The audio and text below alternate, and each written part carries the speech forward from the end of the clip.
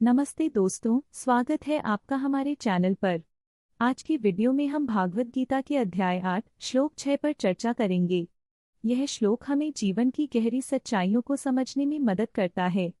यदि आपको हमारा कंटेंट पसंद आए तो कृपया लाइक और सब्सक्राइब करना न भूलें। चलिए इस अध्याय और श्लोक की शिक्षाओं को समझते हैं। यद्यद् वेदितुमिच्छसि तत्तत् गच्छति तत् गच्छति। जिस व्यक्ति का अंत समय में ध्यान भगवान पर होता है वह भगवान को प्राप्त करता है। इस श्लोक में भगवान श्री कृष्ण अर्जुन को यह बताते हैं कि जो व्यक्ति अपने जीवन के अंत में भगवान का स्मरण करता है वह निश्चित रूप से उन्हें प्राप्त कर लेता है। इसका तात्पर्य यह है कि हमारे विचार और ध्यान हमारे अंत का निर्धारण करते हैं। यदि हम अपने जीवन के हर पल में भगवान का ध्यान करते हैं तो अंत में भी हम उन्हें याद करेंगे। यह श्लोक हमें यह भी सिखाता है कि जीवन में कभी भी भगवान का ध्यान करना न छोड़ें, क्योंकि यही हमारी मुक्ति का मार्ग है। एक समय की बात है, एक छोटे से गांव में एक किसान था जिसका नाम था रामू।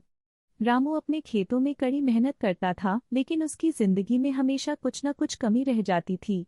एक दिन जब वह अपने खेत में काम कर रहा था तभी उसे गांव के एक ज्ञानी साधु का ध्यान आया।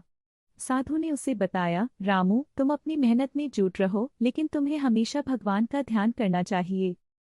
रामू ने साधु की बात को मान लिया और उन्होंने हर सुबह भगवान की पूजा शुरू कर दी। लेकिन एक दिन रामू की तबीयत अचानक खराब हो गई। डॉक्टर ने बताया कि अब उसकी उम्र बहुत कम है। रामू चिंतित हो गया। मेरे पास अब बहुत कम समय है, क्या होगा? तभी उसे साधु की बातें याद आईं। उसने सोचा, मुझे भगवान का स्मरण करना चाहिए। उसने आंखें बंद की और भगवान का ध्यान करने लगा। वह सोचने लगा, हे भगवान, मैं आपसे प्रार्थना करता हूँ। कुछ ही देर में रामू को एक अद्भुत अनुभव हुआ।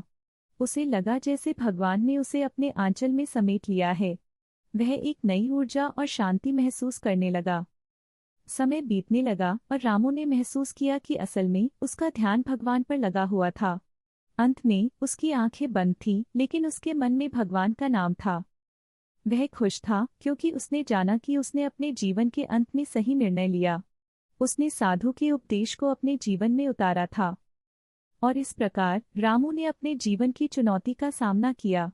दोस्तों, हमें भी रामू की तरह अपने जीवन में भगवान का ध्यान करना चाहिए।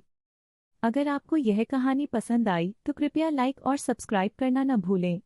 हमारे साथ बने रहें और अधिक ऐसी प्रेरणादायक कहानियों के लिए हमारे चैनल को देखते रहें।